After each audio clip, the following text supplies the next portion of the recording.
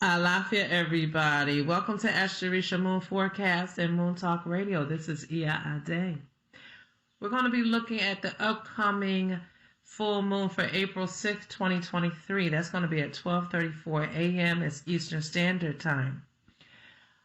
And just a quick side note, you may notice that the moon forecasts are being done a bit different. I'm not going into too many of the transits and speaking too much about the astrology aspect. Because these forecasts are done from divination, I do work with moon energy. I do look at where the planets are positioned, and then I use a system that goes into seeing what our collective consciousness is picking up with all these planetary bodies.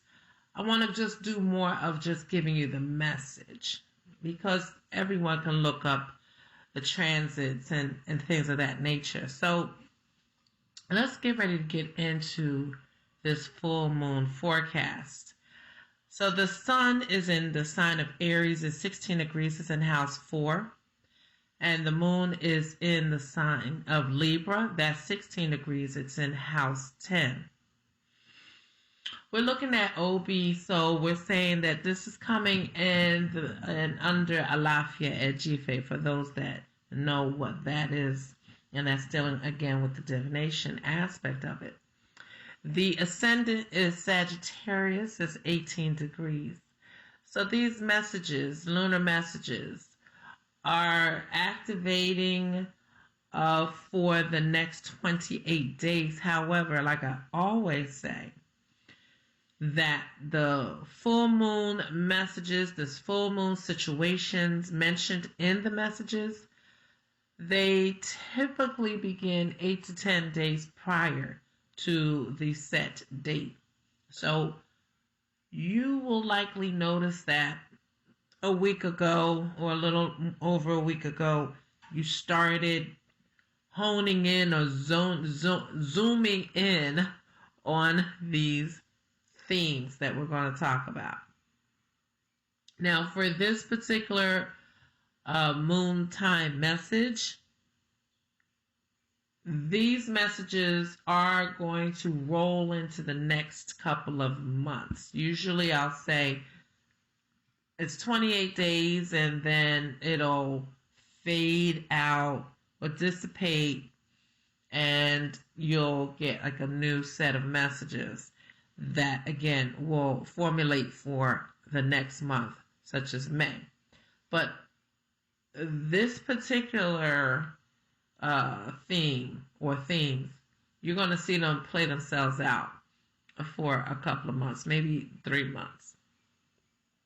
So these lunar messages are speaking to our collective consciousness, and our collective consciousness is connecting to the ascendant or first house, which is again in the sign of a Sagittarius, and that's 18 degrees. Now, the ascendant is basically introducing the themes, and then the moon and the sun are going to play upon those themes. So this Sagittarius first house, Sagittarius archetype of Ochosi, is speaking about being the great philosopher. It's a great teacher, and it's a great motivator. So more so that Ochosi motivator aspect is playing or being activated. So during this moon time, many of us can find ourselves searching deeply for answers to questions we may not have thought about before about ourselves. Or we've thought about it and we just forgot all about it. The ascendant, as I had mentioned, is kicking off this energy of both sun and moon. So we're going to go deep. We're going to be very much intellectualizing and reassessing about ourselves. Even though this is the full moon, the full moon very much is about the collective. But during this time, we're looking at how we are being impacted by the collective. Or how does the collective impact us? The sun in house 4, that house 4 aspect, it looks to your past. It looks at your history, your family, and your foundation.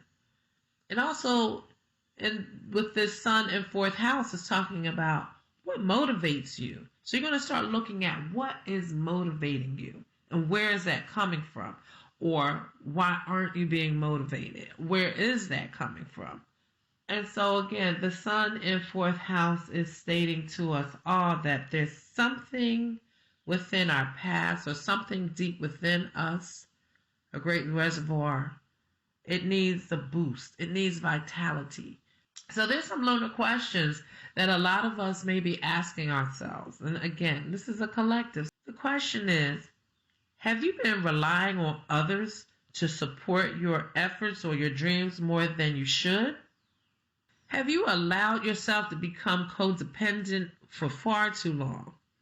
Or have you allowed others to rely too much on you? Have you supported codependency? Has the desire to address your unhappiness, self-respect, and independence been ignored? So these are things that begin to bubble up. What makes you happy? Are you truly happy? Are you doing things that make you happy? There's something going on with not receiving respect. There's something going on with you not respecting yourself. There's something going on with dependence and or independence. Again, I mentioned dependence. So there's themes related to independence and dependence. There's things related to self-awareness. Again, self-respect during this moon time. So another question is, are you finding yourself suddenly asking yourself why you are settling for less? Why you're being stagnant or feeling stagnant? Why is it that you're not truly owning your own? And of course, fill in the blanks. What does that mean? What is your own? I will talk briefly. I'll just mention some transits, such as the Sun conjunct Jupiter, which is happening during this moon time. And that can support that moment when you recognize it's time to be honest with yourself, about your past, about your history, and about what motivates you, again, or does not motivate you. We have the moon in Libra, 16 degrees in house 10, very powerful. So not only is our collective consciousness recognizing the need to address themes of independence and respect, but also the message under this moon in Libra, 16 degrees in house 10, is about self-care. And so we know that house 10 is always talking about vocation and work. But then here's the question you have to ask yourself. Are you overworking yourself? When is the last time you did something healthy and pleasing for yourself? Sometimes work is not always about receiving resources, but working to achieve something, working to fix something. And in this instance, the work is about self-care, because we can't reach external goals if we're not taking care of ourselves internally, mentally, physically, emotionally, psychologically. And self-care now has many looks. It can be your decision to no longer allow your time to be wasted. That can be part of the 10th house as well, because time is money, money is time, time is energy. Energy, is it going to create something, or is it going to fizzle out? So self-care can mean you are deciding to no longer push for change, forcing your opinion or desire on another or others. Yes, we're working with groups of people. You're constantly pushing to get something done, or get this group to do this, or get this group to do that. That's a lot of energy, wasted energy, especially if everyone is not on board and, of course, the energy is not reciprocated. Self-care aspect and working with others or interacting with others can also speak on your attempt to help someone, right? Or to give them guidance. But like I said, it's not reciprocated. Your actions are met with disrespect. Your actions are met with contempt. Or your time is constantly being wasted. So during this moon time, you may likely find yourself pulling back. You may find yourself reassessing who you're giving your energy time to. Who are you sharing your knowledge with? Who are you sharing your time with? Because your inner voice, which is the moon, or is represented by the moon, feelings in the mind, is telling you that initiating the caring for others and their well-being must be balanced. This is that Libra energy. This is that Oshun energy. It can't be forced. Your help must be freely received. And then in turn, they give you something back. They give you that respect. They give you that ear. Reciprocity. So during this moon time, a lot of you are going to notice that these messages or themes are manifesting. Okay? The environment of mutual respect and reciprocity. It has to be balanced. Another way of looking at 10th house, Libra 16 degrees, is your efforts are given in a balanced fashion. That's it. Efforts are given, efforts are delivered, efforts are received in a balanced fashion. And that 16 degrees, it's going to bring each one of us some form of enlightenment, a state of understanding. And that's either going to show up as an epiphany or it's going to show up as a shock.